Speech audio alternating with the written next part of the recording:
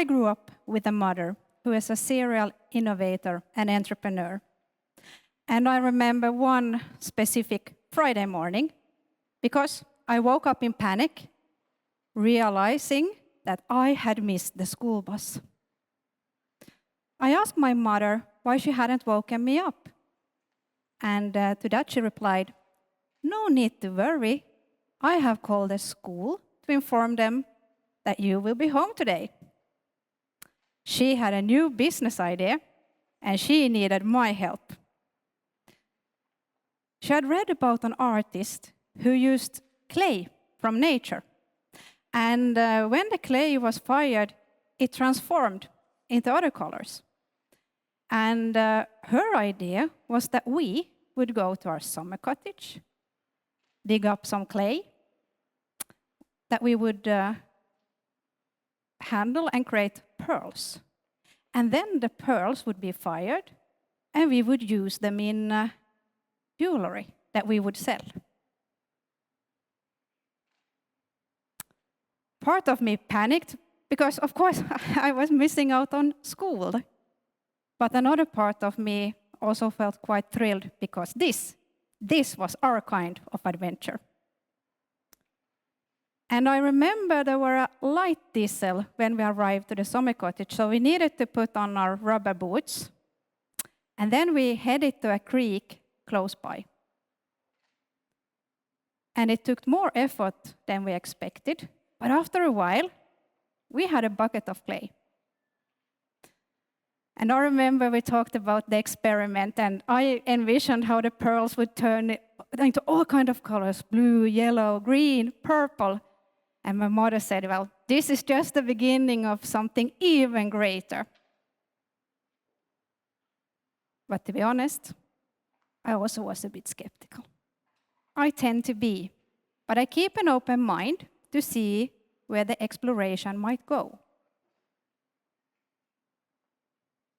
What does innovation mean to you? Based on my 15 years in corporate innovation, my experience tells me that each one of you here has a slightly different view of what innovation is. The narrative on innovation has centered around radical change, such as the one that Airbnb brought to the hospitality sector, or how Netflix have made DVDs obsolete. Disrupt or be disrupted. But going radical is not the only path.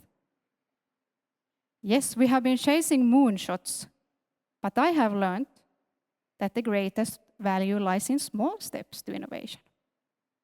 So, what is innovation? Well, in its essence, it's three things.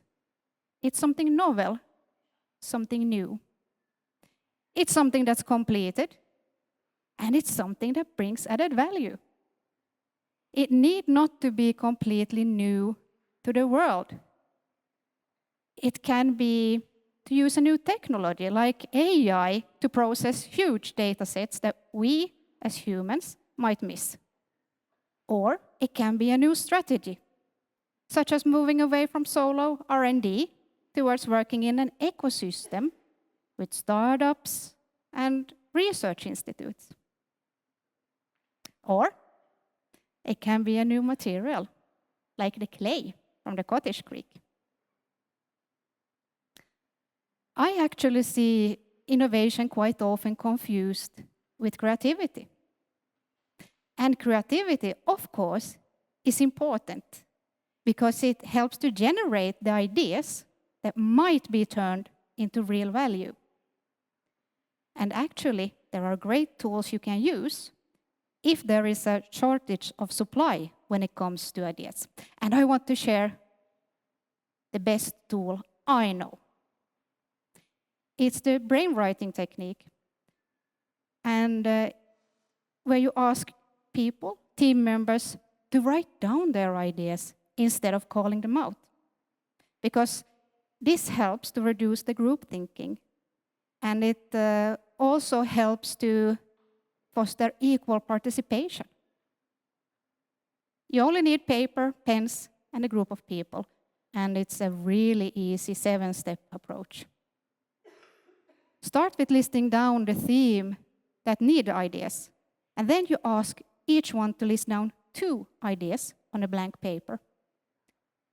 You ask them to put the paper in the middle of the table and pick up somebody else's paper. And then they read. And then, inspired by what they read, they add on more ideas or generate completely new ones. And then you continue this process until there are a lot of ideas.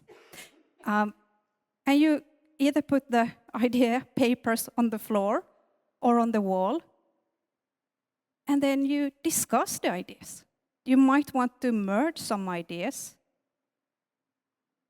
and then you select the ones that you think is most promising, because, well, it's very important that you make the decision together in the forum and not delegating it to somebody else.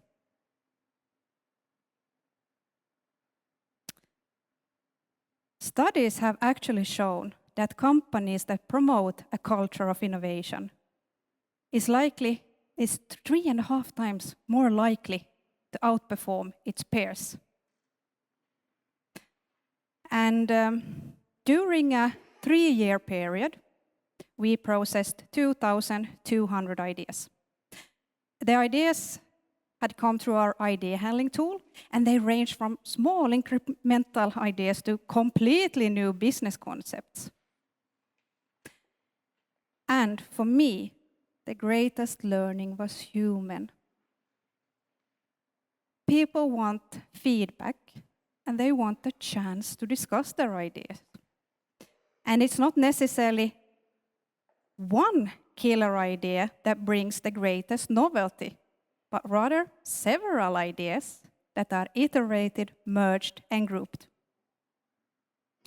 The brainwriting technique contains all the critical elements, but it's not innovation,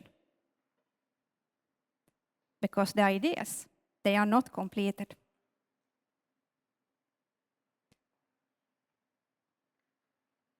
Completion is when you reach the intended outcome. So in the case of AI, here the intended outcome might be to improve efficiency. Let's say to reduce the time for anomaly detection by 30% over 6 months. Or it can be in the case of moving away from solo R&D, that you, together with emerging companies, startups, or research institutes, create a robust engineering prototype within a 12-month period. Or, in the case with the clay, here the intended outcome was to take clay from nature, create pearls from it that would be fired, and then they would transform into different colors to use in a jewelry collection that we would sell. In addition to something new and something completed, innovation is added value. And added value is things such as improved profitability, reduced cost, an improved user experience, or it could be growth. Research has shown that companies that master the basics of innovation has a likelihood to earn 2.5 times more than industry peers. Based on my close to 2 decades in innovation, I know that at the idea stage, there might be a hypothesis about the value, but the value articulation and validation usually happens throughout the process. And there are some essential elements that should be included in a value articulation, such as why is the innovation needed? What is the intended outcome? What are the costs involved? And how are you planning to reach return on investment? Are there risks? How will you mitigate those? And also, are there any potential backup plans?